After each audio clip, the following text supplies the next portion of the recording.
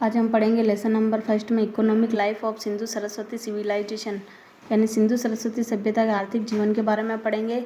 जिसमें सबसे पहले आता है एग्रीकल्चर एंड एनिमल रियरिंग, यानी कृषि और पशुपालन। Remains found from Kalibangan prove that people of Sindhu Saraswati civilization were farmers. Picture of object prove they grew wheat, barley, rice, till etc. They grew fruit also. Animal rearing was other main occupation. Cow were domestic animal. Kalibangan के जो अवशेष प्राप्त हुए हैं यह सिद्ध करते हैं कि सिंधु सरस्वती सभ्यता के लोग किसान थे और वस्तुओं के चित्र यह सिद्ध करते हैं कि वे गेहूँ, जौ, चावल और तिलहन उगाते थे और वे फल भी उगाते थे। पशुपालन उनका दूसरा मुख्य व्यवसाय था और गाय एक घरेलू जानवर थी। उसके बाद आता है trade and commerce. People were skilled in making utensil and tools from copper and bronze, also in making earthen pots.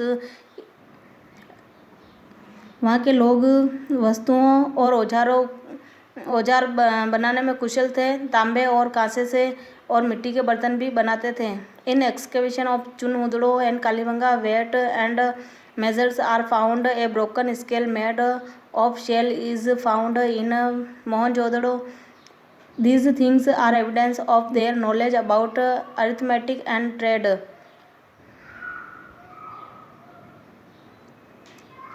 चुनहुदड़ो और कालीबंगा की खुदाई में बाट और मापक मिले हैं और मोहनजोदड़ो में टूटा हुआ स्केल प्राप्त हुआ है, शेल से बना हुआ, और ये वस्तुएं सबूत हैं उनके ज्ञान के बारे में। अंक गणित और व्यापारिक ज्ञान के बारे में सबूत हैं। Remains of port in excavation at Lothal in Gujarat prove that it was a great center of water transport. Gujarat में लोथल की खुदाई में बंदरगाह के अवशेष यह सिद्ध करते हैं कि वह एक महान केंद्र था जल परिवहन का। They had trade relation with Egypt, Sumer, Syria etc. और उनके व्यापारिक संबंध थे इजिप्ट, सुमेर, सीरिया आदि के साथ। Similarities are found in things received between Mesopotamia and Sindhu Saraswati civilization excavation. Sindhu Saraswati सभ्यता की खोज और मेसोपोटामिया की खोज में जो वस्तुएं प्राप्त हुई है उसमें दोनों ही समकालीन हैं।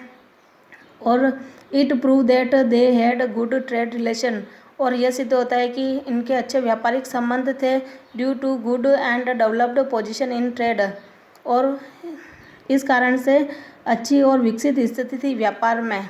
उसके बाद आता है रिलीजियस लाइफ, जिसमें सबसे पहले बिलीफ्स यानी विश्वास।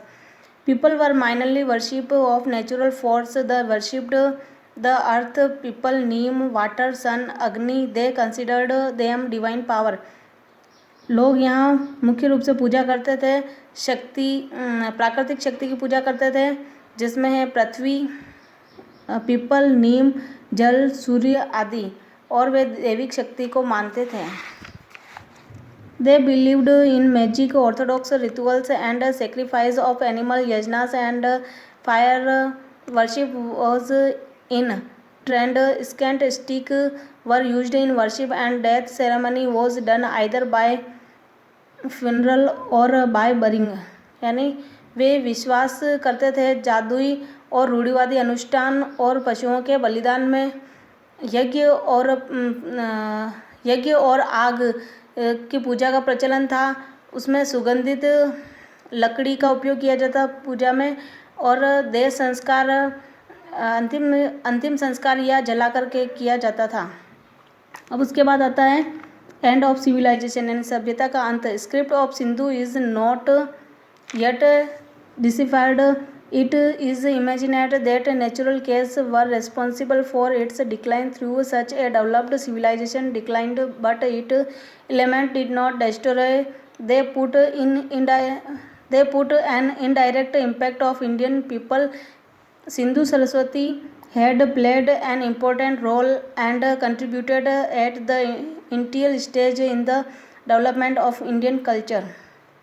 सिंधु की लिपि का कोई मतलब नहीं निकला है, और यह कल्पना की जाती है कि प्राकृतिक कारण रहे हैं इसके पतन के लिए प्राकृतिक कारण जिम्मेदार रहे हैं, और इस प्रकार से यह विकसित सभ्यता का पतन हुआ है। और लेकिन इसके जो अवशेष थे वो नष्ट नहीं हुए हैं और यह अप्रत्यक्ष रूप से भारतीय लोगों के ऊपर प्रभाव डालती है और सिंधु सरस्वती सभ्यता ने महत्वपूर्ण भूमिका निभाई है और भारतीय संस्कृति के विकास के प्रारंभिक स्तर में बहुत ही बड़ा योगदान दिया है।